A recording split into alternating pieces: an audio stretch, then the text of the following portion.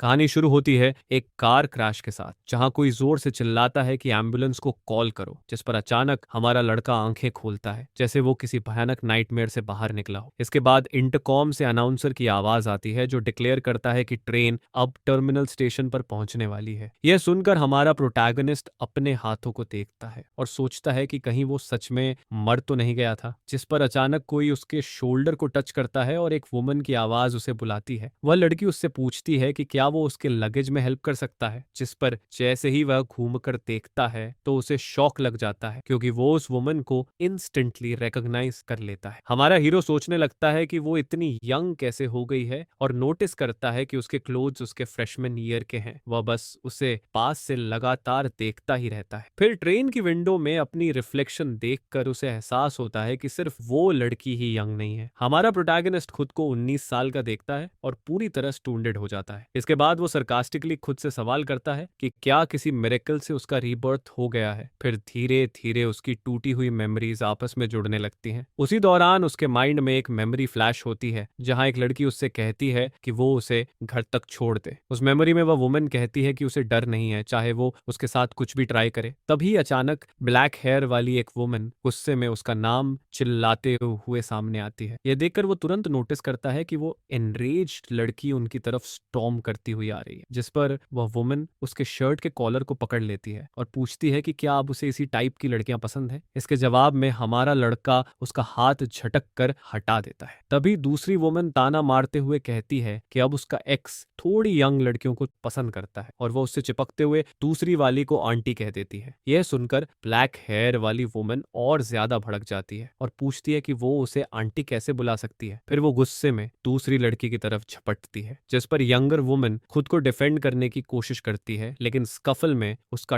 Top नीचे खिंच जाता है। इसी केओस के बीच वह यंगर वन प्रोटैगनिस्ट को बताती है कि यही उसकी एक्स वाइफ है। इसके बाद बैलेंस बिगड़ने से वो सड़क की तरफ गिर जाती है और सीधे उस इनफेमस ट्रक के रास्ते में आ जाती है। ये देखकर हमारा हीरो चिल्लाता है कि संभल कर, लेकिन वो किसी तरह उसका हाथ पकड़ लेता है, मगर तब तक बहुत देर हो चुकी होती है। आखिर में कोई और ऑप्शन न देखकर वो अपनी एक्स वाइफ को कसकर पकड़ लेता है, यह सोचते हुए कि शायद वो उसकी लाइफ का कर्जदार है, और इसी तरह दोनों का एंड हो जाता है। फिर रियलिटी में वापस आते हुए जुंग यूनियन उसे चिढ़े हुए टोन में पूछती है कि क्या वो उसे घूरना बंद कर चुका है, जिस पर हमारा लड़का होश में आता है और अपोलोजाइज करता है। कहता है कि वो बस अपने ख्यालों में खो गया था। उसी समय अनाउंसर फिर से बोलता है कि ट्रेन स्टेशन पर पहुंच रही है। ये सुनकर जुंग यूनियन घबरा जाती है, उसका बैलेंस बिगड़ता है और वो सीधे हमारे लड़के के ऊपर गिर पड़ती है, जहां उसके ह्यूज बालून्स पूरी तरह सामने आ जाते हैं। ये अनएक्सपेक्टेड सिचुएशन हमारे हीरो को थोड़ा फ्लस्टर्ड कर देती है। वो बलून्स एक सॉफ्ट सी साउंड के साथ बाउंस करते हैं। फिर वो जल्दी से उठती है, पूरी तरह एम्बैरेस्ड होकर। उस ऑकवर्ड मोमेंट के बाद हमारा लड़का कूल बनते हुए कहता है कि वो उसके लगेज में हेल्प कर देगा। दोनों साइड बाय साइड चलते हैं और लड़की काफी एम्बैरेस्ड नजर आती है। चलते चलते जुंग यान उसे वार्न करती है कि इस इंसिडेंट के बारे में किसी को बताया तो वो टोस्ट हो जाएगा। यह सुनकर प्रोटैगनिस्ट अपने मन में सोचता है कि वो अब भी उतनी ही रेकलेस और एनर्जेटिक है जितनी उसे याद है, और इसी के साथ वो जिन यूनिवर्सिटी पहुंचता है। उसे याद आता है कि 18 की उम्र में उसके बड़े एम्बिशंस थे, लेकिन फेट ने उसके लिए कुछ और ही प्लान कर रखा था। मगर अब रीबॉर्न होने के बाद वो खुद से प्रॉमिस करता है कि वो पावरफुल बनेगा और अपनी ग्लोरी फिर से बनाएगा। तभी एक लड़की उसके पास आती है और पूछती है कि क्या वो रजिस्ट्रेशन के लिए आया है। वह उसे देखता है और पहचान लेता है कि वो चेन वान है। उसे याद आता है कि अप्रैस मैन चेन वान कितनी ब्यूटीफुल हुआ करती थी। वहीं दूसरी तरफ कहीं और प्रोटैगनिस्ट की वाइफ भी झटके से जागती है। वो चारों तरफ देखती है और सोचती है कि क्या ये उसका पुराना बेडरूम है। उसे महसूस होता है कि कुछ ऑफ है। फिर वो जल्दी से मिरर की तरफ भागती है और अपनी रिफ्लेक्शन देखकर शॉक हो जाती है। उसे रियलाइज होता है कि उसका भी रीबर्थ हो चुका है और वो पूरी तरह स्टन्ड रह जाती है। वापस कैंपस में स्माइल के साथ अपरासमैन खुद को चेन वान बताती है और जो यूएन को हेल्प ऑफर करती है। इसी दौरान प्रोटैगनिस्ट का ध्यान चेन वान के एक स्पेसिफिक मोल पर जाता है। तब उसे याद आता है कि यही वो मोल था जिसकी वजह से वो अपनी पास्ट लाइफ में उसके स्कैम में फंस गया था, जिस पर हमारा लड़का उसके हाथ से फ्लायर लेता है और उसे अपरासमैन कहकर बुलाता है। जो यूएन कैजुअली कहता है कि ये सेल्स पिच अब थोड़ा आउटडेटेड है। यह सुनकर चेनवन सरप्राइज्ड हो जाती है और पूछती है कि उसने अभी क्या कहा। इसके जवाब में प्रोटैगनिस्ट कहता है कि वो उसके लिए फ्लायर्स प्रमोट कर देगा और कमीशन वो खुद रख सकती है। यह सुनकर लड़की थोड़ा शॉक्ड होती है और सोचती है कि इस किट को यूज करके वो बाकी फ्रेशमैन तक प्रोडक्ट पुश कर सकती है। फिर वो फ्लायर्स उसे पकड़ा देती है और कहती है कि अपना बेस्ट देना। जाते जाते वो कहती है कि बाद में रिजल्ट चेक करेगी और गुड बाय बोलकर चली जाती है। ये सोचते हुए कि पास्ट लाइफ में वो कितनी नाइस थी और उसे टॉम तक छोड़कर आई थी, हमारा हीरो आगे बढ़ता है। थोड़ी देर में वो अपने टॉम बिल्डिंग पहुंचता है जहां उसे कोई स्कूल को लेकर कंप्लेन करता हुआ सुनाई देता है, जिस पर वो धीरे से रूम का डोर खोलता है और अंदर एक रेड हेयर वाला लड़का लाइफ को लेकर रैंट करता हुआ दिखता है। वो लड़का जल्दी से उसके पास आता है, खुद को चांग हाओ इंट्रोड्यूस करता है और कहता है कि वो जॉय यन का इंतजार कर रहा था ताकि डॉम कंप्लीट हो सके। दोनों अपना इंट्रोडक्शन देते हैं। चिंगहाओ ये जानकर सरप्राइज्ड हो जाता है कि दोनों सेम सिटी से हैं। फिर वो एक्साइटेड होकर बताता है कि उसने कुछ गर्ल्स के साथ कार्ड्स खेलने का प्लान बनाया है और उसे जोंग यन की पिक्चर दिखाता है, वो जो युआन को साथ चलने के लिए इनवाइट करता है, लेकिन हमारा हीरो मना कर देता है। इसके बाद एक और रूममेट बोल पड़ता है कि वो उसके साथ चुंग यन से मिलने जाए। जाते जाते वो जो युएन से कहता है कि जब वो गर्ल्स के साथ हो तो जेलस मत होना। ये सुनकर प्रोटैगनिस्ट सोचता है कि उसके पास इन कार्ड गेम्स के लिए टाइम नहीं है। फिर वो अपने ग्लासेस पहनता है और कहता है कि अभी सबसे इंपॉर्टेंट चीज मनी बनाना है। इसके बाद वो दो लॉस्ट गर्ल्स को देखता है और उनकी हेल्प ऑफर करता है। वो हैंडसम अपर एसमैन से इम्प्रेस्ड हो जाती हैं और उसकी हेल्प एक्सेप्ट कर लेती हैं। वो उनसे पूछता है कि उनका डॉर्म कौन सा है ताकि वो बैग्स कैरी कर सके। इसी मौके पर वो कैंपस डेटा प्लान पिच करता है। लड़कियां ऑफर में इंटरेस्टेड हो जाती हैं और उनमें से एक अपर एसमैन का कॉन्टैक्ट इन्फो मांगती है। दूसरी पूछती है कि जब नंबर फ्लायर पर है तो कॉन्टैक्ट क्यों चाहिए, जिस पर उसकी फ्रेंड कहती है कि इतना क्यूट अपर एसमैन हो तो फ्यूचर के लिए नंबर रखना अच्छा होता है। ये सुनकर हमारा लड़का कॉन्टैक्ट देने के लिए एग्री करता है और नंबर्स एक्सचेंज हो जाते हैं। तभी दो वीमेन उनके पास आती हैं। यंगर वन पूछती है कि क्या वो भी डर में नौ जा रहे हैं। हमारा प्रोटैगनिस्ट उसे शेन यू के रूप में रिकॉग्नाइज करता है और कंफर्म करता है कि वो उन्हें वहां ले जा सकता है, जिस पर शेन यू की मॉम उसे थैंक्स कहती है और बोलती है कि कैंपस कार्ड काफी यूजफुल लग रहा है। वो जाओ युआन से अपना कॉन्टैक्ट ऐड करने को कहती है और इंसिस्ट करती है कि वो उसके बेटे का नंबर भी सेव करे ताकि वो उसकी बेटी का ध्यान रख सके। इसके बाद प्रोटैगनिस्ट ऑफर करता है कि वो उनके बैग्स रूम 503 तक ले जाएगा। शेन यू क्यूरियस होकर पूछती है कि अपर एसमैन को उसका रूम नंबर कैसे पता है। इस पर वो बात संभालते हुए कहता है कि उसने उनकी बात सुन ली थी, जबकि अंदर ही अंदर उसे लगता है कि पास्ट लाइफ की हैबिट में वो ज्यादा बोल गया। फिर उसे रियलाइज होता है कि उसे जल्दी कैश कमाने का कोई तरीका ढूंढना होगा। वहीं दूसरी तरफ लड़कियां आपस में सोचती हैं कि वो काइंड अपर एसमैन आखिर कौन था। कुछ देर बाद एक स्टूडेंट उसके पास आती है और पूछती है कि फ्लायर पर नंबर क्रॉस क्यों किया गया है, जिस पर प्रोटैगनिस्ट एक्सप्लेन करता है कि वो प्रिंटिंग एरर था और सही नंबर पास में लिखा है। लड़की उसे थैंक्स कहती है, बोलती है कि बाद में कांटेक्ट करेगी और चली जाती है। थोड़ी देर बाद एक लड़का एक्साइटेड होकर दौड़ता हुआ आता है और बताता है कि सारे फ्लायर्स डिस्ट्रीब्यूट हो चुके हैं। यह सुनकर हमारा लड़का मुस्कुराता है, ये सोचते हुए कि स्कूल ग्रुप चैट में पोस्ट करना सच में वर्थ इट रहा है। अर्लियर उसने ग्रुप में कैंपस डेटा प्लान का मैसेज भेजा था, जिस पर अब हमारा प्रोटैगनिस्ट इंटरेस्टेड लोगों के मैसेज का रिप्लाई करना शुरू करता है। वह एक क्लासमेट को एक्सप्लेन करता है कि प्राइस 130 है, रीसेल 150 पर होगी, जिससे पर ऑर्डर 20 का कमीशन बनता है और साथ ही रेफरल्स की सेल्स से भी अर्निंग होती है। जिस पर हमारा हीरो अपने क्लासमेट लूका की एफिशिएंसी की तारीफ करता है और सामने वाला उसके कनेक्शंस की कॉम्प्लीमेंट करता है। तभी एक लड़की पास आती है और पूछती है कि क्या वो भी कमीशन कमा सकती है। यह देखकर शुआ चौंक जाता है क्योंकि सामने ली शेंग होती है जो फ्यूचर की सबसे प्रिटी डिप्लोमैट बनने वाली है। लड़की फिर से पूछती है कि क्या सच में पर पर्सन कमीशन 20 है, जिस पर हमारा लड़का कंफर्म करता है और उसे एक बेहतर ऑफर देता है। वह कहता है कि अगर वो आज 30 लोग लेकर आती है तो उसे जनरल कैंपस एजेंट बना देगा और कमीशन 30% पर पर्सन होगा। यह सुनते ही लेकिंग की आंखों में डॉलर साइंस चमकने लगते हैं। एक्साइटेड होकर ली शाइकिंग डील सील करती है और कहती है कि वो लिस्ट बाद में भेज देगी। इसके बाद हमारा हीरो सोचता है कि ये एक ह्यूज अपॉर्चुनिटी है और उसकी यूनिवर्सिटी लाइफ अब इंटरेस्टिंग होती जा रही है। सामने वाला पूरी तरह बैफल्ड रह जाता है कि प्रोटैगनिस्ट ने इतनी जल्दी डील क्लोज कर ली। उधर गर्ल्स टॉम में प्रोटैगनिस्ट की एक्स वाइफ उसे कॉल करती है, लेकिन नंबर अभी एग्जिस्ट नहीं करता। तभी अचानक उसकी फ्रेंड जुंग यन उसे कॉफी शॉप में कार्ड गेम के लिए बुलाती है। वाइफ बिना सोचे इन्विटेशन एक्सेप्ट कर लेती है। जुंग यानियन को सरप्राइज होता है और वो सोचती है कि क्या वो हमेशा से इतनी इजी गोइंग थी, क्योंकि पहले वो ज्यादा अलूफ लगती थी। इसके जवाब में प्रोटैगनिस्ट की वाइफ कहती है कि वो बस रूम में बोर्ड हो रही थी और बाहर जाने से पहले बस अपना मेकअप टचअप करेगी। उसकी फ्रेंड नोटिस करती है कि वो काफी हैप्पी लग रही है और पूछती है कि क्या उसका बॉयफ्रेंड भी वहां आएगा। ये सुनकर वो थोड़ा फ्लस्टर्ड हो जाती है और कहती है कि वो वो अभी उसका बॉयफ्रेंड नहीं है। अंदर ही अंदर वो सोचती है कि वो उसका फ्यूचर हस्बैंड है। थोड़ी देर बाद दोनों कॉफी शॉप में बैठकर वेट कर रही होती है। उसी वक्त हमारे लड़के के रूममेट्स वहां पहुंचते हैं और जुंग इन के बारे में पूछते हैं। एक्साइटेड होकर वो पीछे मुड़ती है, सोचती है कि शायद प्रोटैगनिस्ट आया है, लेकिन जब देखती है कि वो नहीं है तो उसका फेस उतर जाता है। फिर वो इरिटेटेड होकर पूछती है कि ये लोग क्यों आए हैं और जो यूएन कहाँ है, जिस पर चांग हाओ जवाब देता है कि प्रोटैगनिस्ट को कुछ काम आ गया था, इसलिए वो नहीं आ सका। यह सुनकर वो शॉक्ड हो जाती है और सोचती है कि ऐसा कैसे हो सकता है, शायद ये उसके रीबर्थ का बटरफ्लाई इफेक्ट है। यान उसे टीज करती है कि उसे स्टैंड अप कर दिया गया है, लेकिन तुरंत खुद को करेक्ट करते हुए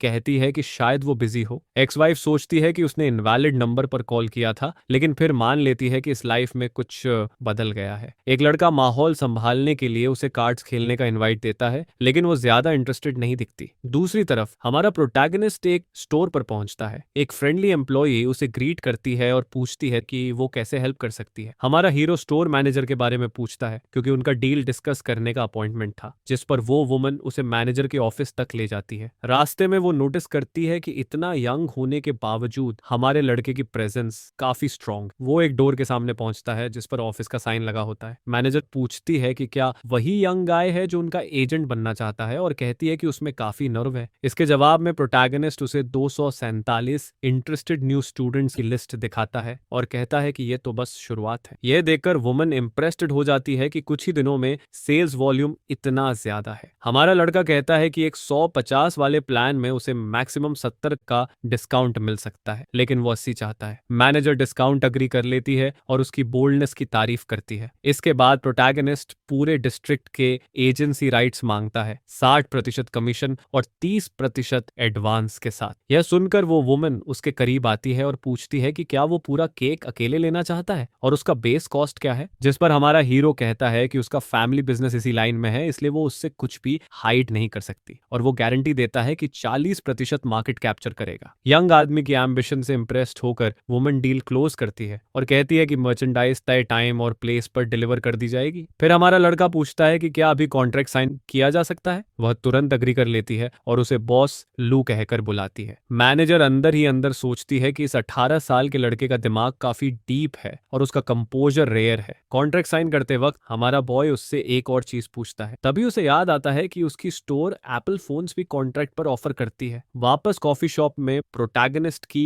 एक्स वाइफ कार्ड्स खेल रही होती है। तभी एक दोस्त कंप्लेन करता है कि उसने अकेला 9 चला दिया और अपोनेंट को जीत दे दी। दूसरा दोस्त सिचुएशन को काम करने की कोशिश करता है और कहता है कि उसे खेल सिखा दो, लेकिन वो मना कर देता है और कहता है कि साफ दिख रहा है कि वो और हमारा हीरो कपल हैं और उसे सिखाने के लिए कुछ नहीं है। एक्स वाइफ अपोलोजाइज करती है कि वो गेम में अच्छी नहीं है और रेस्टरूम की तरफ चली जाती है। वहां से वो ग्रुप से थोड़ी दूर हट जाती है। वो सोचती है कि जो यूएन क्यों नहीं आया और सब कुछ उसकी पास लाइफ से इतना अलग क्यों है। फिर वो उसे दोबारा कॉल करने की कोशिश करती है, उम्मीद करती है कि इस बार कॉल कनेक्ट हो जाएगा। शहर के दूसरे साइड पर हमारा प्रोटैगनिस्ट स्टोर से नया फोन लेकर निकलता है और सोचता है कि वो लकी है कि नंबर पास्ट लाइफ जैसा ही है। तभी अचानक उसका फोन रिंग करता है। वो सोचता है कि अभी तक उसने किसी को नंबर दिया ही नहीं, फिर कॉल कौन कर रहा है। वो फोन उठाकर पूछता है कि कौन है, और नंबर उसे अजीब तरह से फेमिलियर लगता है। साइलेंस से अनॉयड होकर वो वार्न करता है कि अगर सामने वाला कुछ नहीं बोलेगा तो वो कॉल कट कर देगा। तभी दूसरी तरफ से सू किंग की आवाज चिल्लाती है कि उसे नॉवेल्स लिखने चाहिए क्योंकि वो ह्यूज हिट होने वाले हैं। लेकिन हमारा लड़का बिना सुने ही कॉल काट देता है। सू किंग शॉक में रह जाती है और सोचती है कि उसने ऐसा क्यों किया। फिर उसे याद आता है कि इस टाइम जो यूएन सिर्फ 19 साल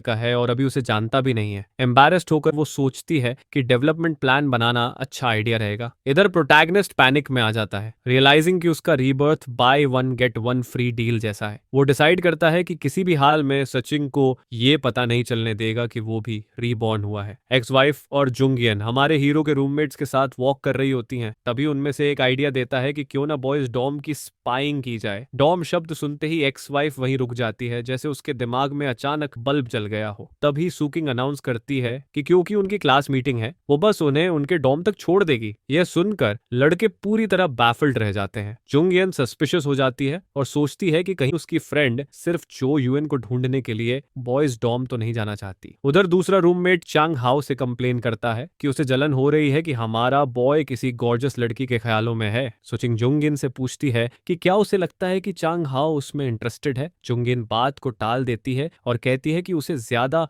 म्योर गाइस पसंद है। इसके बाद वो सब यूनिवर्सिटी डॉर्म्स की तरफ चलते रहते हैं। अचानक एक्स वाइफ दूर किसी को देखती है और वहीं फ्रीज हो जाती है। उसके फेस पर एक बड़ी सी स्माइल आ जाती है और वो एक्साइटमेंट में जो यूएन का नाम चिल्लाती है, जिससे चुंगियन पूरी तरह शॉक हो जाती है। हमारा प्रोटैगनिस्ट पीछे मुड़ता है और हाँ, लड़की की सस्पिशन सही निकलती है। सामने सच में वही खड़ा होता है। यह देखकर हमारा हीरो पूरी तरह पैनिक में आ जाता है, क्योंकि वो वही है। ठीक उसके सामने जुंगियन का जबड़ा खुला रह जाता है जब उसे पता चलता है कि यही वो फेमस जो यूएन है जिसके बारे में उसकी फ्रेंड चुप ही नहीं होती थी। सू किंग जल्दी से उसके पास पहुंचती है, लेकिन हमारा लड़का अनजान बनने की एक्टिंग करता है और पूछता है कि वो कौन है। वो फॉर्मली अपना इंट्रोडक्शन देती है और याद दिलाती है कि वो दोनों सेम क्लास में थे। हमारा हीरो सोचने लगता है कि पास्ट लाइफ में वो कितनी ब्यूटीफुल थी। ये सीन अनफोल्ड होते देख जुंगियन को वाइब काफी वियर्ड लगती है। उसे ये किसी कपल की लड़ाई नहीं लगती, बल्कि कुछ और ही महसूस होता है। आरएमसी उसकी वाइब से पूरी तरह कंफ्यूज्ड हो जाती है और उससे पूछती है कि क्या वो उस पर लाइन मार रही है, और फिर सजेस्ट करती है कि उन्हें एक दूसरे को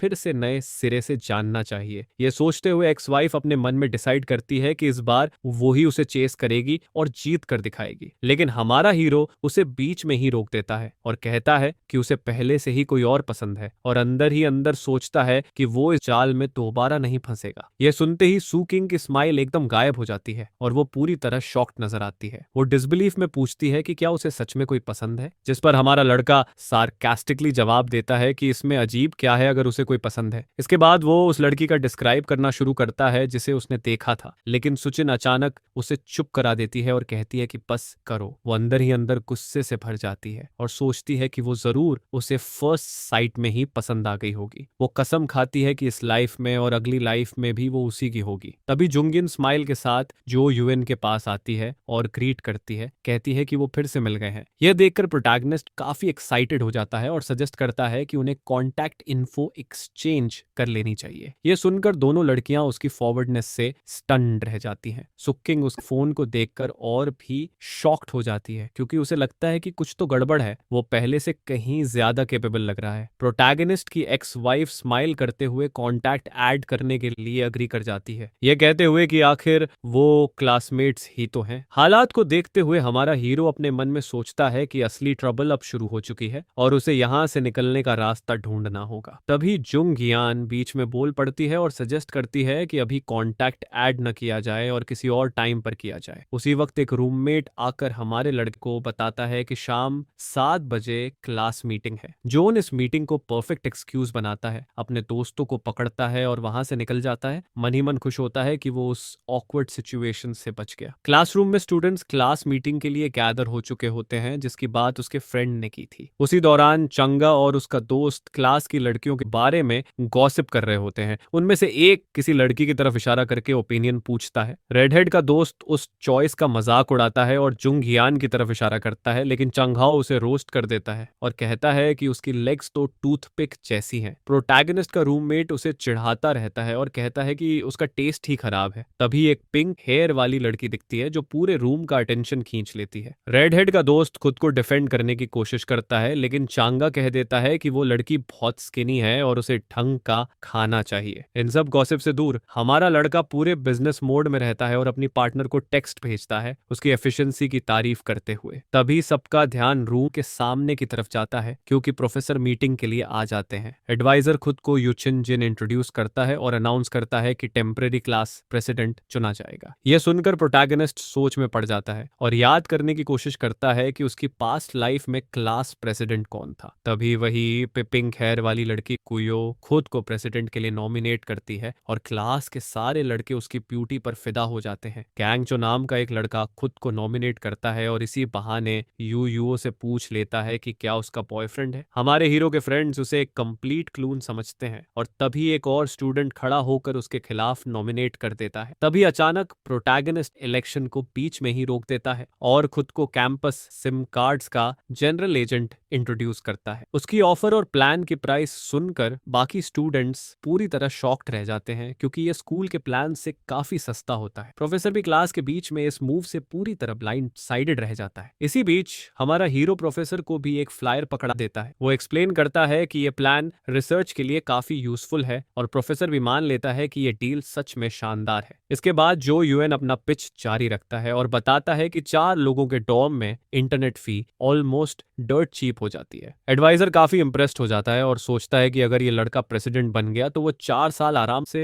रह सकता है। तभी एक स्टूडेंट कमीशन के बारे में पूछता है। प्रोटैगनिस्ट जेनरस कमीशन ऑफर करता है, लेकिन बदले में वोट मांगता है। यह सुनकर बाकी स्टूडेंट्स एक्साइटेड हो जाते हैं और उसे क्लास प्रेसिडेंट के लिए वोट करने का डिसाइड कर लेते हैं। और इसी तरह जोन टेम्पररी क्लास प्रेसिडेंट बन जाता है और पिंक हेयर वाली गोयाओ उसकी वाइस प्रेसिडेंट बनती है। गू योयो उसके पास आती है और कहती है कि वो भी उसका कार्ड खरीदना चाहती है। फिर स्माइल के साथ कहती है कि वो उसके बिजनेस को सपोर्ट करने आई है और पूछती है कि क्या वो उसका वेलकम नहीं करेगा। यह सुनकर प्रोटैगनिस्ट थोड़ा फ्लस्टर्ड हो जाता है और टॉपिक बदलने की कोशिश करता है, यह सोचते हुए कि वो उससे फ्लर्ट कर रही है। तभी एक और लड़की एक्साइटेड होकर आती है और बताती है कि वो 5 और लोगों को लेकर आई है और अपनी कमीशन मांगती है। सिचुएशन को देखते हुए पिंक हेयर वाली लड़की चुपचाप अपनी आईडी टेबल पर रख देती है साइन अप करने के लिए। वो उसके पास झुककर धीरे से कहती है कि उसे इग्नोर करने की प्राइस डेटा प्लान से कहीं ज्यादा होगी। स्लाई स्माइल के साथ गुयो कहती है कि उसने उसे इग्नोर करने की हिम्मत की है और अब उसे इसका अंजाम भुगतना पड़ेगा। शावर्स में एक दोस्त पूछता है कि क्या जो यूएन उन क्यूट लड़कियों में से किसी पर मूव नहीं मारेगा जिन्होंने उसका कार्ड लिया है। इस पर प्रोटैगनिस्ट कहता है कि उसे नहीं पता था कि उसका दोस्त इतना बड़ा प्लेयर है। चंग हाओ ब्रैग करता है कि एक रियल आदमी को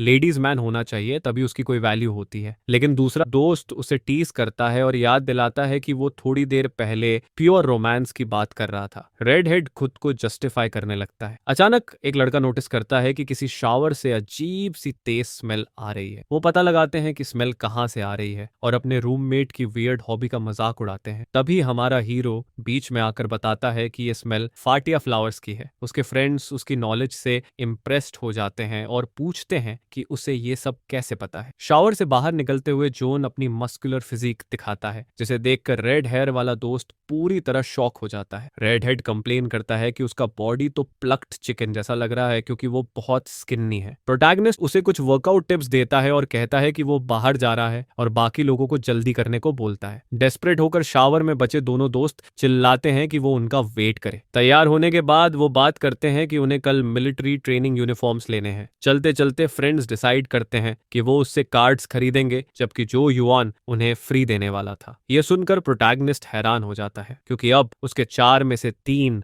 रूममेट्स कार्ड खरीदना चाहते हैं। एक दोस्त ग्रुप बाय सुझाव देता है और फ्रेंड्स एंड फैमिली डिस्काउंट मांगता है 9.9 रुपए में अनलिमिटेड डेटा के लिए। चंगा को यह प्राइस रिडिकुलस लगता है, लेकिन दूसरा रूममेट आइडिया को डिफेंड करता है और कहता है कि जोन उनके लिए डिस्काउंट जरूर निकलवा सकता है। अचानक चेनवन, वही अपर एसमन जो प्लान्स बेच रही थी, सामने आती है और हमारे हीरो को ग्रीट करती है। रूममेट्स के मुंह खुले के खुले रह जाते हैं, सोचते हैं कि उसने अभी उसे अपर एसमन क्यों कहा। लड़की कंप्लेन करती है कि उसने उसके टेक्स्ट्स का रिप्लाई नहीं दिया, जिस पर प्रोटैगनिस्ट अपोलोजाइज करता है और कहता है कि वो बिजी था। स्माइल के साथ हमारा लड़का उसे कहता है कि अपने बाल सुखा ले वरना बीमार पड़ जाएगी और कल अपना कार्ड ले लेना। अपर एसमन उसकी काइंडनेस से पूरी तरह चार्म हो जाती है। वो थैंक्स कहती है, गुड बाय बोलती है और खुशी खुशी हाथ हिलाते हुए चली जाती है। उसके फ्रेंड्स तुरंत उसे घेर लेते हैं, शॉक्ड होकर पूछते हैं कि उस लड़की के साथ उसका क्या सीन है, लेकिन जो यूएन कूल बना रहता है। प्रोटैगनिस्ट टॉपिक बदलने की कोशिश करता है और सबको जल्दी डॉम वापस चलने को कहता है। रास्ते में कुछ और लड़कियां मिलती हैं जो उसे ग्रीट करती हैं। यह देखकर रूममेट्स एक बार फिर स्टन्ड रह जाते हैं और आपस में विस्पर करने लगते हैं कि जॉय यून शायद कोई छुपा हुआ बिग शॉट है। आखिर में वो डिसाइड करते हैं कि रूम में पहुंचकर उससे प्रॉपर पूछताछ करेंगे। हमारा हीरो अपने दोस्तों की सस्पिशियस नजरें नोटिस करता है। डॉम वापस पहुंचते ही तीनों रूममेट्स उसे घेर लेते हैं और सच उगलने को कहते हैं। प्रेशर में आकर जो यूएन एक कहानी बना देता है कि उसका एक ट्विन ब्रदर है जो इसी यूनिवर्सिटी में अपर एसमन है, ताकि वो सब कंफ्यूज हो जाए। ये सुनकर उसके दोस्त पूरी तरह स्टन्ड रह जाते हैं और शक करते हैं कि कहीं वो मजाक तो नहीं कर रहा। थोड़ी देर बाद वो मानने भी लगते हैं और कहते हैं कि अगर ऐसा भाई है तो उसे गर्लफ्रेंड ढूंढने में कोई दिक्कत नहीं होगी। उसी वक्त हमारे हीरो का फोन रिंग करता है और कॉलर आईडी में ली शिकी का नाम दिखता है। प्रोटैगनिस्ट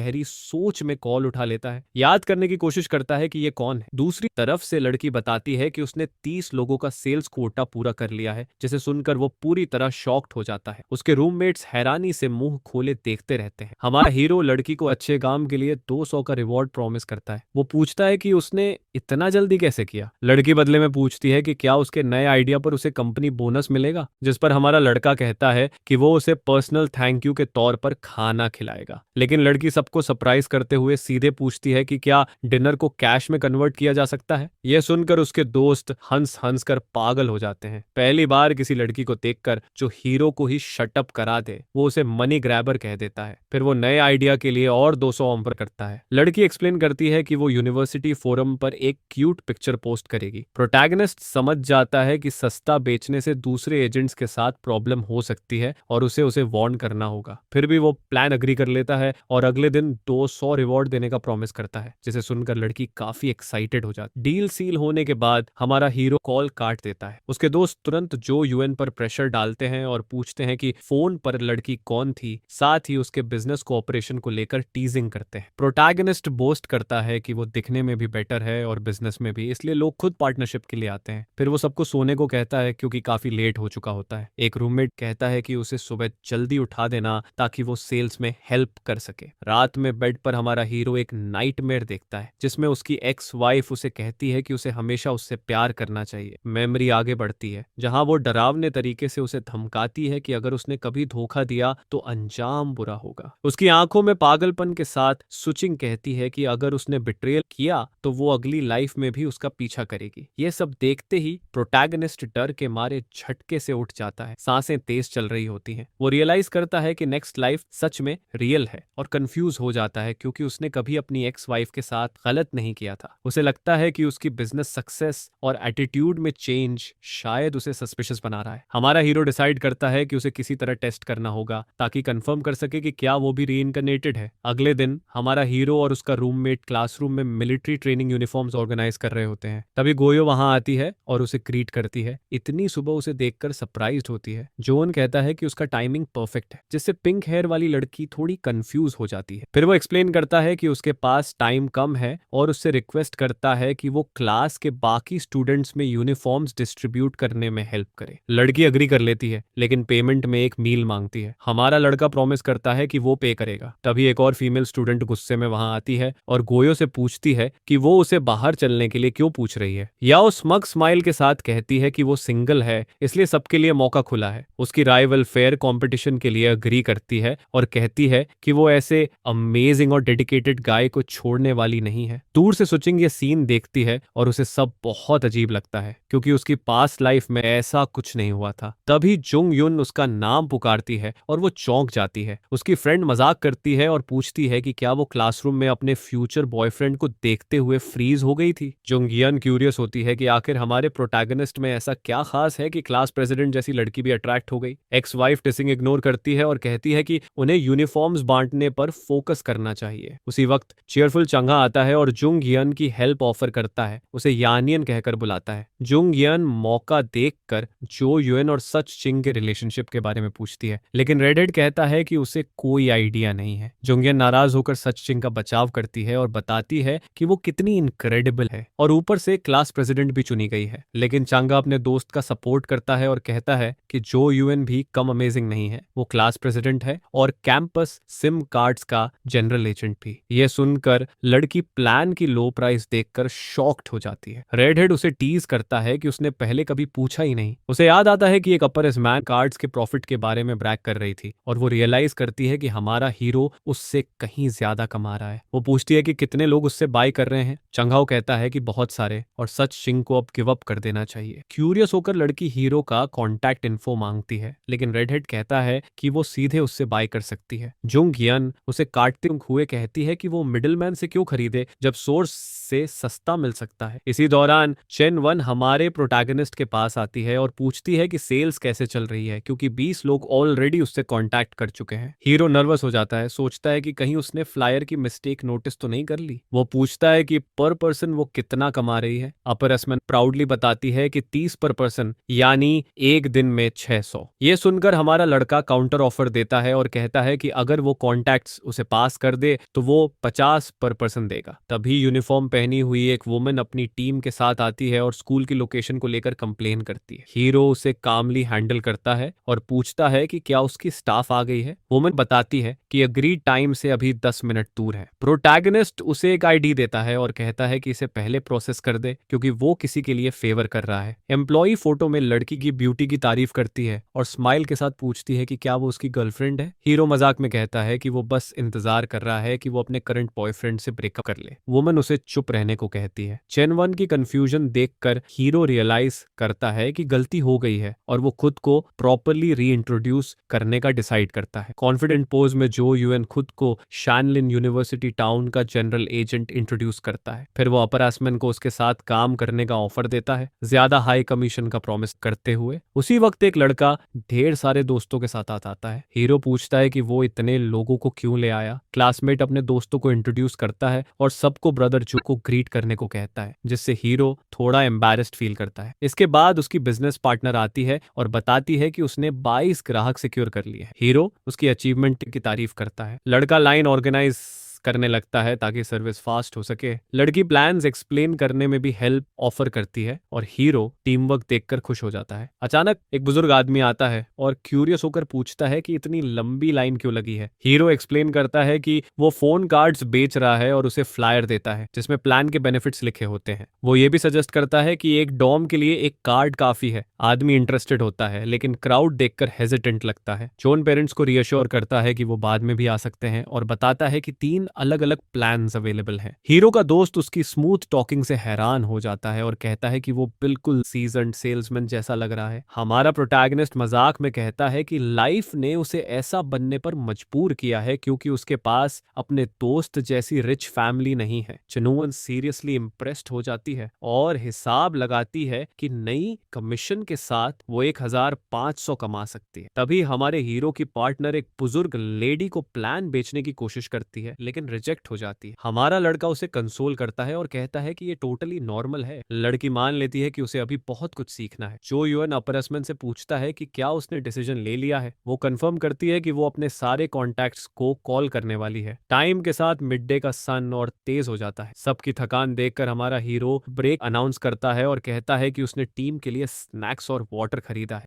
प्रोटैगनिस्ट खुद को top of the world feel करता है, फाइनली आती हुई फॉर्चून को सेलिब्रेट करता हुआ। उसी वक्त चांगहाओ जुंगयन और सुचिंग के साथ आता है और कमेंट करता है कि उसका दोस्त तो भारी पैसा कमा रहा होगा। हमारा लड़का बात को हल्का लेता है और पूछता है कि वो सब साथ क्यों आए हैं। अंदर ही अंदर वो सोचता है कि उसकी एक्स वाइफ भी क्यों आ गई। तभी जुंग युन उसे रोककर पूछती है कि उसने अब तक उसका वीचैट फ्रेंड रिक्वेस्ट एक्सेप्ट क्यों नहीं किया। ये सुनकर एक्स वाइफ जेलस हो जाती है। जोन अनजान बनने का एक्ट करता है और पूछता है कि उनमें से किसने उसे ऐड किया था। बोलता है कि वो इतना बिजी था कि नोटिस ही नहीं कर पाया। ये देखकर एक्स वाइफ को लगता है कि कुछ तो गलत है क्योंकि स्क्रिप्ट उसकी पास्ट लाइफ से अलग चल रही है। तभी जुंग युन उसका फोन छीन लेती है और पूछती है कि क्या ये आईफोन 5S है और कितना का पड़ा। हीरो फोन वापस लेने की कोशिश करता है लेकिन लड़की मजाक में पूछती है कि क्या कंपनी अब आईफोन भी बांटने लगी है। इसके बाद एक्स वाइफ उसे कॉन्फ्रंट करती है और पूछती है कि वो एजेंट कैसे बन गया क्योंकि ये पास्ट से अलग है। हमारा लड़का उल्टा उससे सवाल करता है कि वो एजेंट क्यों नहीं बन सकता और वो उसे इतनी क्लोजली क्यों देख रही है। लड़की अनॉयड हो जाती है लेकिन उसके जवाब पर ब्लश भी करती है और पूछती है कि क्या वो इस वर्ल्ड का ही है। जुंग युन जोर से हंस पड़ती है। प्रोटैगनिस्ट कहता है कि उसकी एक्स वाइफ का बिहेवियर सच में बहुत स्ट्रेंज हो गया है। जो यूएन रियलाइज करता है कि वो पूरी सिचुएशन को लेकर सस्पिशियस हो चुकी है। एक और लड़की आकर हीरो को ग्रीट करती है और उसे सीनियर जो कहती है। वो लड़की और उसकी माँ को डिसीव करने के लिए अपोलोजाइज करता है लेकिन जुंगियन कहती है कि वो ऑनेस्ट नहीं था। प्रोटैगनिस्ट झुककर फॉरगिवनेस मांगता है और कहता है कि बिजनेस के लिए ये जरूरी था। जुंगयुन डिमांड करती है कि वो लड़की को मील ट्रीट दे। हीरो अग्री करता है और कहता है कि काम खत्म होने के बाद पे करेगा। अचानक पहले वाली लाइन का एक लड़का आता है और प्रोटैगनिस्ट को ग्रीट करता है। जोन उसे अपना बेस्ट फ्रेंड लूशुओ इंट्रोड्यूस करता है। लड़का इस कॉम्प्लीमेंट से बहुत खुश हो जाता है। चांग हाओ पूछता है कि लूशुओ हमारे बॉय को कैसे जानता है? वो बताता है कि वो नेबरिंग यूनिवर्सिटी का क्लासमेट है। लूशो हीरो की बिजनेस पार्टनर को इंट्रोड्यूस करता है। मफार को देखते ही सुचिंग शॉक में आ जाती है क्योंकि ये लड़की उसकी पास्ट लाइफ में एग्जिस्ट ही नहीं करती थी। अचानक एक मोटरसाइकिल तेज स्पीड से उनकी तरफ आती है और फिर स्क्रीचिंग हॉल्ट पर रुकती है। पूरा सीन हंगामा बन जाता है। तभी 3 लड़कियां आती हैं और उनकी लीडर पूछती है कि क्या वही लोग यहाँ कार्ड्स बेच रहे हैं। प्रोटैगनिस्ट का पूरा ग्रुप चुपचाप सिचुएशन देखता रहता है, लेकिन अपने कार्ड्स 145 में ऑफर करती है और कहती है कि बल्क में 140 कर देगी। हीरो टेंस हो जाता है, सोचता है कि ये ट्रबल क्रिएट करने आई हैं और वंडर करता है कि उसकी पार्टनर हैंडल कर पाएगी या नहीं। उसके दोस्त फुसफुसाने लगते हैं कि शायद लड़कियां फाइट करने आई हैं। रेडहेड गुस्से में आकर लेकी के फ्लायर्स जमीन पर फेंक देता है और उस पर अपने भाई का बिजनेस चुराने का आरोप लगाता है। हीरो की पार्टनर निकलने की कोशिश करती है, ये कहते हुए कि वो बिजी है और सोचती है कि उसे इस कंपटीशन की उम्मीद नहीं थी, लेकिन बुली उसे जाने नहीं देती और उसकी बांह जोर से पकड़ लेती है। शिकी लड़की को छोड़ने को कहती है और बोलती है कि मार्केट ऐसे ही चलता है, survival of the fittest. Red head को ये जवाब बिल्कुल पसंद नहीं आता और वो प्रोटैगनिस्ट की पार्टनर को जोर से धक्का दे देता है। हमारा हीरो अपनी पार्टनर को गिरने से पहले पकड़ लेता है और पूछता है कि वो ठीक है या नहीं। फिर जो यूएन आगे बढ़ता है और कहता है कि वही इंचार्ज है। वो रेड हेड को कॉन्फ्रंट करता है। जुंग हियन सोचती है कि हमारा बॉय बहुत हॉट लग रहा है। सुकिंग कहती है कि वो बस हीरो बनने का नाटक कर रहा है। तभी और मोटरसाइकिल्स वहां आ जाती हैं और इंजन्स रेव करके सबको डराने लगती हैं। रेड हेड का भाई आखिरकार आता है और उन्हें न्यूबीज कहकर नीचा दिखाता है। लड़की एक्साइटेड होकर अपने भाई को प्रॉब्लम हैंडल करने के लिए बुलाती है। लड़का पूछता है कि क्या वही जो है। हीरो कंफर्म करता है। वो खुद को एरिया का ऑफिशियल एजेंट बताता है और कंप्लेंट करता है कि हमारा बॉय लो प्राइसेस से उसकी टेरिटरी इन्वेड कर रहा है। प्रोटैगनिस्ट कॉन्ट्रैक्ट दिखाने को कहता है और उसे कॉल आउट करता है। बोलता है कि उसकी बहन ने ही लड़ाई शुरू की थी। उसके दोस्त हीरो का सपोर्ट करते हैं। लेकी को उसके एक्शन से प्रोटेक्शन फील होती है। राइवल सजेस्ट करता है कि बात से काम नहीं बन रहा तो ओल्ड फैशन तरीके से सेटल करते हैं। हीरो उससे सवाल करता है। गैंग लीडर प्रोटैगनिस्ट की हिम्मत से इम्प्रेस्ड लगता है, लेकिन हीरो सोचता है कि वो सिर्फ ब्लफ कर रहा है और बिजनेस की समझ नहीं रखता। राइवल उसे 8 बजे बारबेक्यू स्टैंड पर मीटिंग की चैलेंज देता है। जोआन अपनी पार्टनर को कैलम करता है और कहता है कि टेरिटरी जैसी कोई चीज नहीं होती। वो उसे कस्टमर्स की हेल्प करने भेज देता है। जुंग हियन हीरो के हीरोइक एटीट्यूड की तारीफ करती है और सूचिंग को वार्न करती है कि उसे जीतना आसान नहीं होगा। यह सुनकर वाइफ नोटिस करती है कि उसका प्रोटेक्टिव नेचर फ्यूचर वाले सेल्फ जैसा ही है और वो और ज्यादा सस्पिशियस हो जाती है। चांग हाओ जुंग हियन को एडवाइस देता है कि हीरो की मैसी लव लाइफ से दूर रहे। सूचिंग हीरो से कन्फ्रंट करती है और पूछती है कि क्या लिकी वही लड़की है जिसे वो पसंद करता है। हीरो ठंडे टोन में जवाब देता है कि ये उसका बिजनेस नहीं है। जुंग हियन एक्स वाइफ को चेयर अप करने की कोशिश करती है और कहती है कि रिलैक्स करे और चांगा को मेंबरशिप कार्ड लेना चाहिए। रेडहेड तुरंत एग्री करता है और हीरो से सबको प्लान में साइन अप कराने को कहता है। प्रोटैगनिस्ट दोस्तों से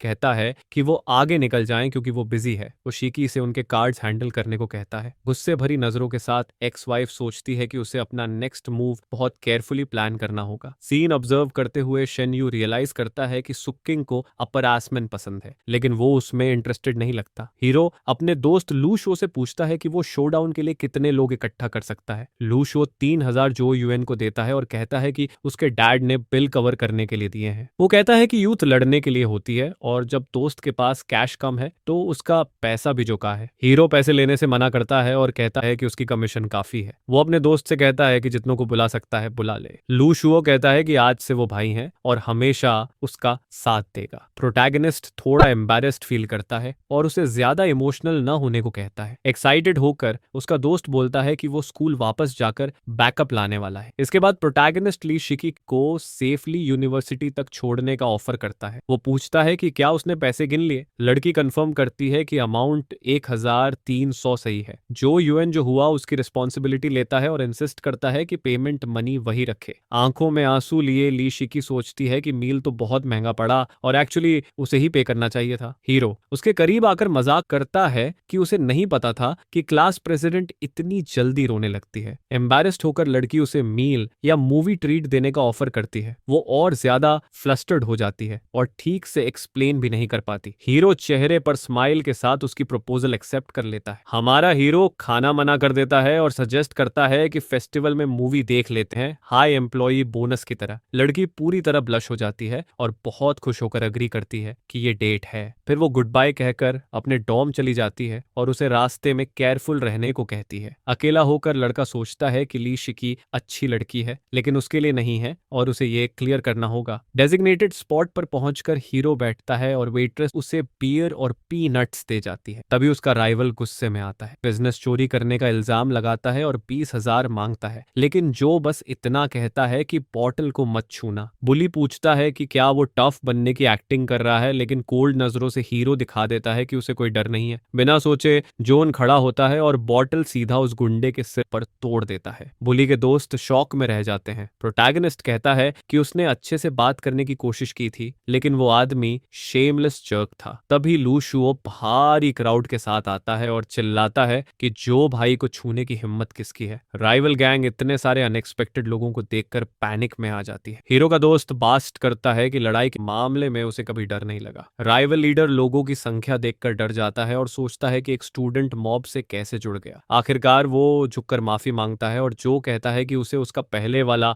वाइल्ड एटीट्यूड ज्यादा पसंद था। आदमी बॉटल उठाता है और पूरी की पूरी पी जाता है, बोलता है कि सब उसकी गलती थी। हीरो पूछता है कि एक बोतल काफी है क्या और उसे याद दिलाता है कि उन्होंने फिस्ट से मैटर सेटल करने की बात की थी। मजबूरी में बुली 2 बॉटल्स पकड़कर दोनों एक साथ पीने लगता है। जोन कहता है कि उसकी गर्लफ्रेंड भी लोकल रूल्स न जानने की वजह से गलत थी। राइवल अग्री करता है कि उसकी लड़की आउट ऑफ लाइन थी और अब इस बात को आगे बढ़ाने की जरूरत नहीं है। हीरो ऑफर करता है कि जो लोग उसकी पार्टनर के साथ साइन अप हुए थे उनका पैसा कॉम्पेंसेट कर देगा। आदमी मना कर देता है और कहता है कि वो ग्रेजुएट होने वाला है और वो लड़की बिना किसी प्रॉब्लम के काम कंटिन्यू कर सकती है। गैंग लीडर कंफर्म करता है कि मामला सेटल हो गया है और थैंक्स कहता है। लू शो के लाए हुए स्टूडेंट्स इंप्रेस्ड हो जाते हैं और डिसाइड करते हैं कि अब से जो को फॉलो करेंगे। हीरो सबको थैंक यू कहता है और सेलिब्रेशन के लिए बारबेक्यू और बियर अपने टैब पर ऑफर करता है। प्रोटैगनिस्ट अपने दोस्त से पूछता है कि उसने लड़ाई के लिए इतने लोग कैसे इकट्ठा कर लिए। दोनों एग्री करते हैं कि इतना बड़ा शो ऑफ फोर्स देखना इनक्रेडिबल था। थोड़ी ही देर में फाइट की पोस्ट स्कूल फोरम पर वायरल हो जाती है और जो को नया बिग बॉस कहा जाने लगता है। कमेंट्स में सब शॉक्ड और क्यूरियस होते हैं, कुछ तो उसका कांटेक्ट इन्फो भी मांगते हैं। प्रोटैगनिस्ट के दोस्त उससे पोस्ट के बारे में पूछते हैं और वो सब डिनाई कर देता है, कहता है कि वो इसे हटवा देगा। अनॉयड होकर जो यूएन सोचता है कि ये उसकी रेप्यूटेशन खराब कर देगा और फोरम एडमिनिस्ट्रेटर को कॉल करता है। वो पोस्ट डिलीट करने को कहता है लेकिन एडमिनिस्ट्रेटर बिना ये जाने कि वो कौन है मना कर देता है। हीरो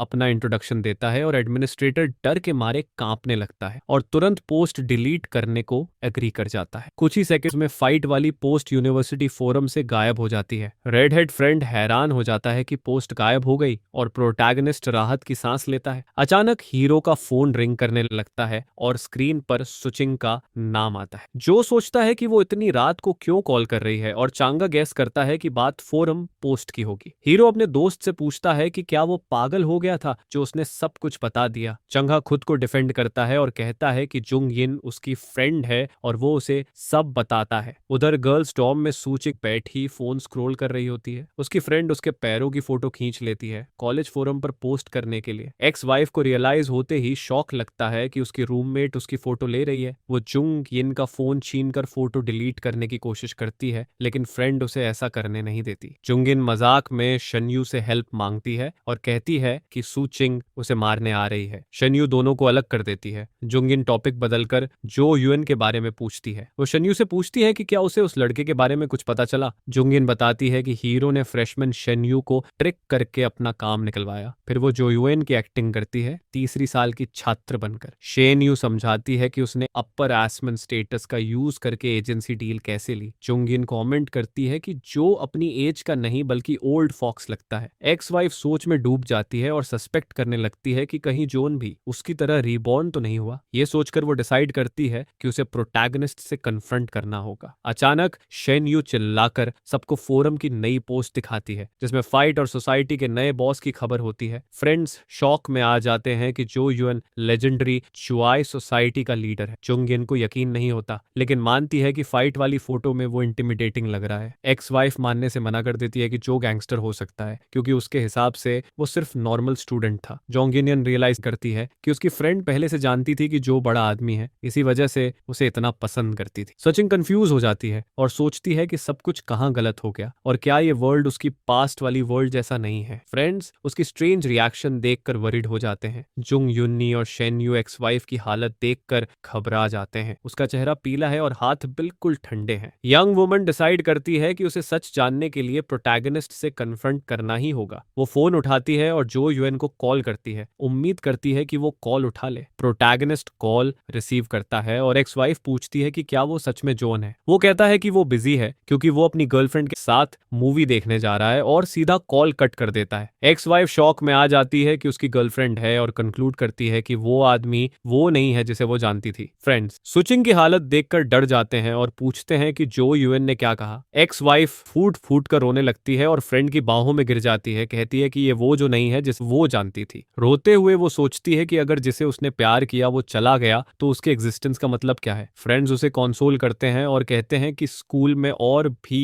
हैंडसम लड़के हैं। टोटली डेवस्टेटेड होकर एक्स वाइफ कहती है कि ये सब उसकी गलती है और शायद वो कभी शादी भी नहीं कर पाएगी। जुंग इन येन शॉक हो जाती है। एक्स वाइफ कहती है कि जब वो किसी को सच में पसंद करेगी तब समझेगी। अचानक फ्रेंड का फोन वाइब्रेट करता है और वो आई हुई मैसेज देखकर हैरान हो जाती। वो फोन एक्स वाइफ को दिखाकर पूछती है कि अगर जो की गर्लफ्रेंड न हो तो वो क्या करेगी। स्क्रीन पर चांग हाओ के साथ चैट दिखती है जिसमें वो हीरो की गर्लफ्रेंड वाली रूमर को गलत साबित करता है। फ्रेंड एक्सप्लेन करती है कि लड़की फाइनेंशियल ट्रबल में थी और जो ने उसकी मदद के लिए 4000 खर्च किए थे। शेन्यू पूछती है कि क्या ये सब मिसअंडरस्टैंडिंग थी। एक्स वाइफ फिर भी सोचती है कि वो आदमी बहुत बदल गया है। इस पर जुंग इन अनकॉन्साइस हो जाती है और ऑफर करती है कि वो खुद प्रोटैगनिस्ट से कन्फ्रंट करेगी। वो चंघाओ को मैसेज भेजती है, मीटिंग सेट करती है और हीरो की प्रेजेंस डिमांड करती है। रेड हेड मैसेज पढ़कर पूरी तरह शॉक में आ जाता है। म्यूजिक के बीच वो भागता हुआ हीरो के पास पहुंचता है और हेल्प मांगता है, लेकिन जो साफ मना कर देता है और कहता है कि वो नहीं जा रहा और उसे जाकर रोने को कह देता है। रेड हेड उसे मनाने की कोशिश करता है लेकिन प्रोटैगनिस्ट जाने से मना कर देता है, बोलता है वो एंटी सोशल है। पीरियड। इस पर प्रोटैगनिस्ट का दोस्त इंसिस्ट करता है, कहता है बस एक मील है और टॉम की फर्स्ट ग्रुप एक्टिविटी है। फिर रेड हेड बाकी रूममेट्स से भी हेल्प मांगता है हीरो को कन्विंस करने के लिए। बाकी लड़के एग्री कर लेते हैं और कहते हैं सब साथ जाएंगे तो कूल रहेगा। हीरो आखिर में मान जाता है लेकिन एक कंडीशन पर, चान हाओ उसका बिल पे करेगा। रेड हेड म्यूजिक के साथ तुरंत एक्सेप्ट कर लेता है क्योंकि जुंग यिन यिन को इम्प्रेस करने के लिए वो कुछ भी कर सकता है। दूसरा दोस्त कंप्लेन करता है कि सिर्फ जो योंग का बिल पे करना गलत है। रूममेट अपने दोस्त की चीपनेस से नाराज हो जाता है और मीटअप पर न जाने की धमकी देता है। तभी प्रोटैगनिस्ट का फोन रिंग करता है। कॉल लुकुओ का होता है। हीरो कॉल उठाकर पूछता है क्या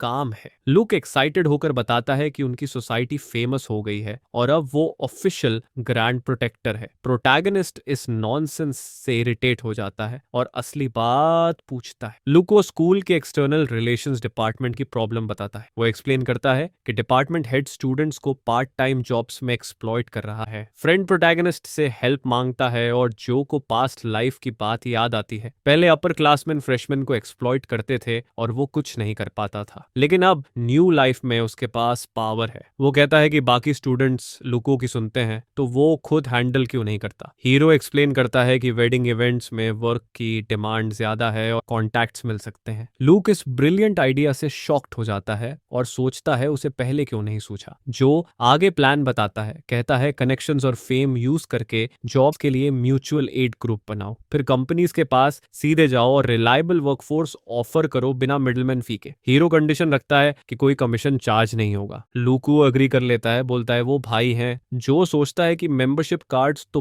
बस शुरुआत थे और जोय सोसाइटी इतनी बुरी भी नहीं है। मेन कैरेक्टर बेड पर होता है जब चांग हाओ टॉप बंक से एक्साइटेड होकर बूट कैंप के एंड की बातें करता है, सी फूड बफे और कैरिक बार जाने के प्लान्स बनाता है। हीरो सोचता है उसका रूममेट होपलेस रोमांटिक। आंखें बंद करके वो बोलता है कि सपने देखना बंद करो और सो जाओ क्योंकि बूट कैंप ट्रेनिंग सुबह सबसे पहले शुरू होगी। रेड हेड रैलिंग पर झुककर पूछता है क्या टाइम हुआ है। कहता है हीरो बहुत जल्दी सो रहा है और उसे बातें करनी है, लेकिन हीरो ऑलरेडी सो चुका होता है और रेड हेड फ्रस्ट्रेशन में उसे देखता रह जाता है। नींद में भी हीरो को नाइटमेयर आता है। उसके दिमाग में हार्श ट्रेनिंग की इमेजेस होती हैं। वो सोचता है शायद रीबॉर्न ही नहीं होना चाहिए था अगर सब फिर से झेलना था। चांगो सपना देख रहा होता है कि वो करप्ट बार में स्टार है और लड़कियां चीयर कर रही हैं। वो सोचता है यही आइडियल कॉलेज लाइफ है और वो हीरो से ज्यादा कूल है। अचानक रेड हेड डरकर जाग जाता है और चिल्लाता है, उसे लगता है अर्थक्वेक आ गया है। असल में शेक का रीजन एक रूममेट की चेनसॉ जैसी स्नोरिंग होती है। रेड हेड गुस्से से स्नोरिंग रूममेट को घूरता है और सोचता है ये साउंड ह्यूमन भी नहीं लगती और इतनी लाउड कैसे हो सकती है।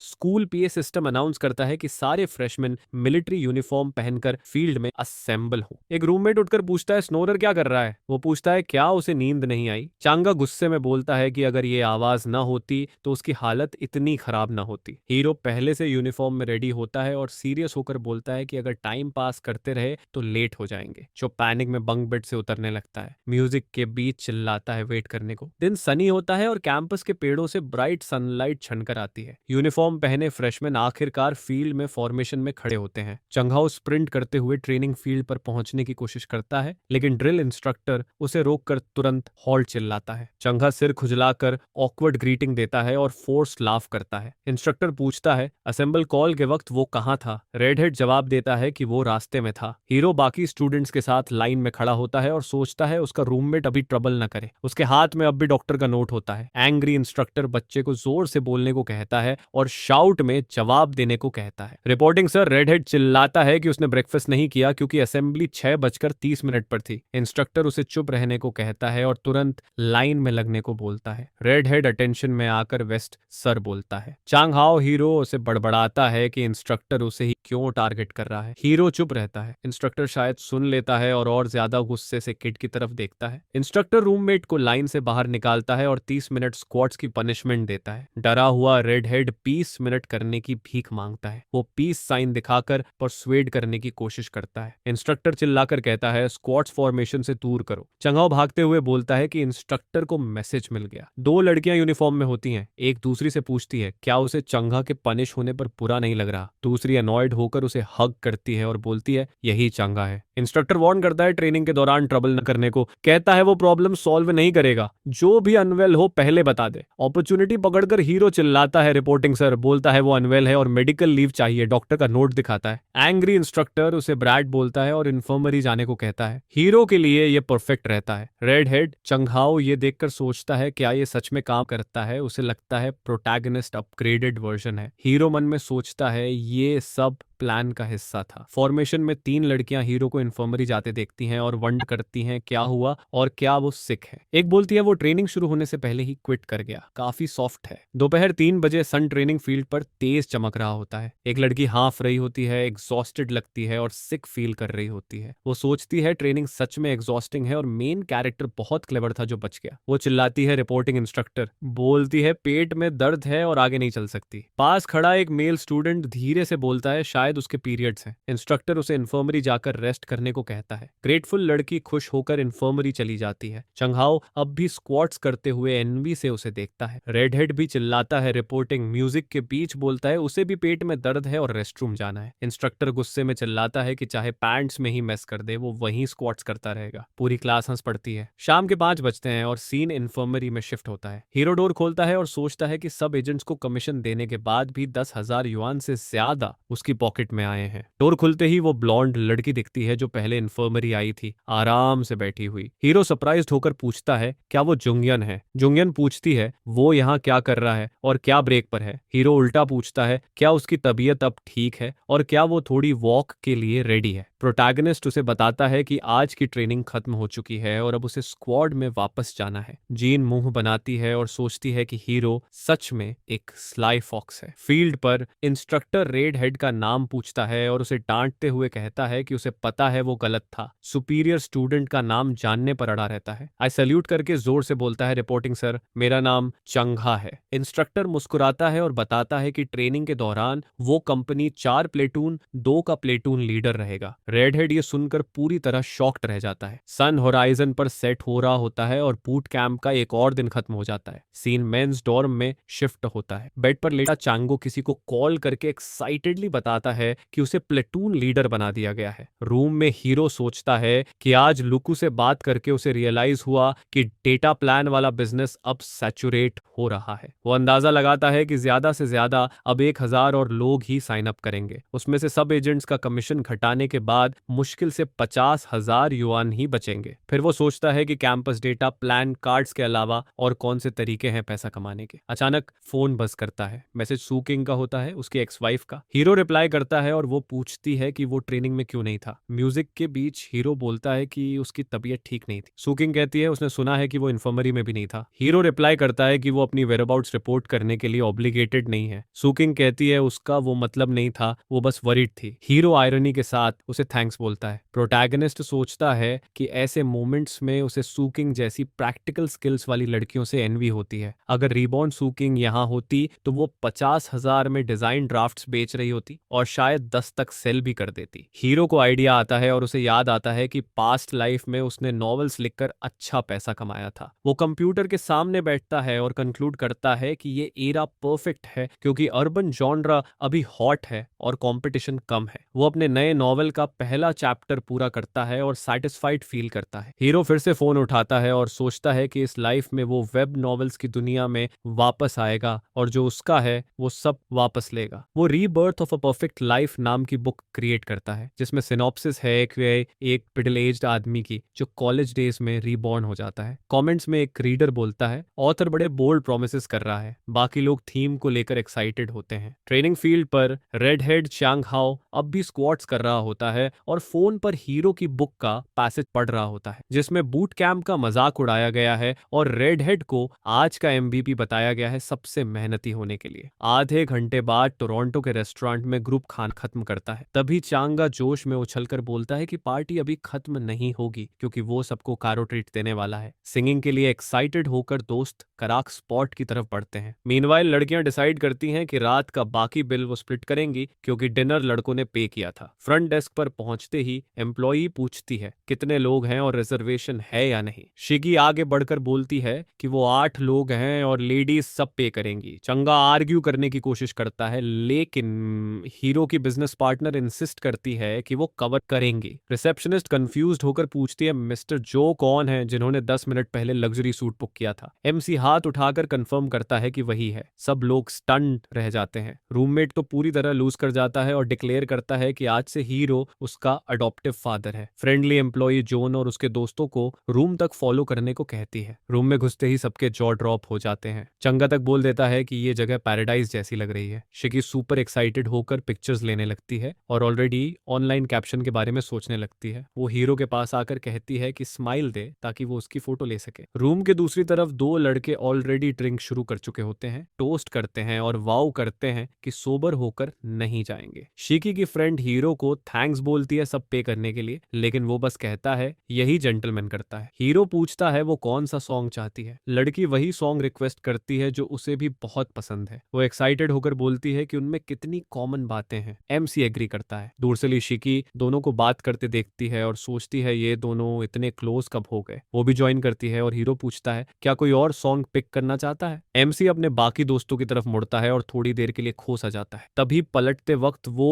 एक्सीडेंटली ली शिकी को घूरता रह जाता है और अव्यक्त वाइब बन जाती है। हीरो के चेहरे से साफ दिखता है कि वो पूरी तरह स्टन्ड है। वो सोचता है कि उसने कुछ अजीब सा फील किया और बुरी तरह एम्बैरेस्ड हो जाता है। असल में उसका हाथ बिजनेस पार्टनर के बॉडी के एक पर्टिकुलर स्पॉट पर चला गया होता है। एमसी का चेहरा लाल हो जाता है और वो एक्सप्लेन करने की कोशिश करता है लेकिन लड़की उसे वॉल के अगेंस्ट पैक कर देती है। टीजिंग स्मर्क के साथ वो पूछती है क्या जो उसने टच किया वो सॉफ्ट लगा। चांगा टेंशन तोड़ते हुए बोलता है ओरिजिनल वोकल्स हटा दो ताकि वो गा सके। हीरो पूरी तरह फ्लस्टर्ड होकर अग्री करता है और स्क्रीन पर फीचर बंद करने लगता है, लेकिन वो थोड़ा ज्यादा वर्कअप हो जाता है इसलिए काउच पर बैठ जाता है। हीरो काउच पर बैठकर राहत की सांस लेता है और ड्रिंक का सिप लेकर खुद को काम करता है। सुकिंग उससे ली शिकी के इतना क्लोज होने पर सवाल करती है। हीरो बोलता है कि वो बस सॉन्ग सिलेक्ट कर रहे थे। लड़की मानती नहीं है और उदास फेस के साथ कहती है कि वो सिर्फ सॉन्ग्स के लिए बहुत ज्यादा क्लोज थे। वो खुद पर एनॉयड हो जाती है कि वो हीरो की परवाह क्यों कर रही है जबकि एमसी उसे इग्नोर करता है। तभी ली शिकी उसके पास आती है और फोटो दिखाते हुए कहती है कि उसकी फ्रेंड चाहती है कि हीरो उसका बॉयफ्रेंड बने। वो फोन दिखाने के लिए बहुत पास आ जाती है। हीरो का चेहरा फिर से लाल हो जाता है और उसकी आंखें चौड़ी हो जाती हैं। वो अपनी ड्रिंक एक ही बार में खत्म कर देता है और सोचता है कि 18 की एज में रिबॉर्न होना कितना ऑसम है और ऐसे सीन से कोई भी स्टड अप हो जाएगा। ली शिकी पूछती है वो अकेले क्यों पी रहा है। हीरो उसे भी ड्रिंक के लिए इनवाइट करता है। फ्रंट पर चंगा रियलाइजेस करता है कि सॉन्ग डुएट है और वर्जन चेंज करने का सुझाव देता है। लड़की थोड़ी फ्लस्टर्ड होकर अग्री करती है कि सॉन्ग बदल लेते हैं। तभी जोन खड़ा होता है और कॉन्फिडेंट स्माइल के साथ बोलता है कि वो दोनों साथ गा सकते हैं, कोई प्रॉब्लम नहीं है।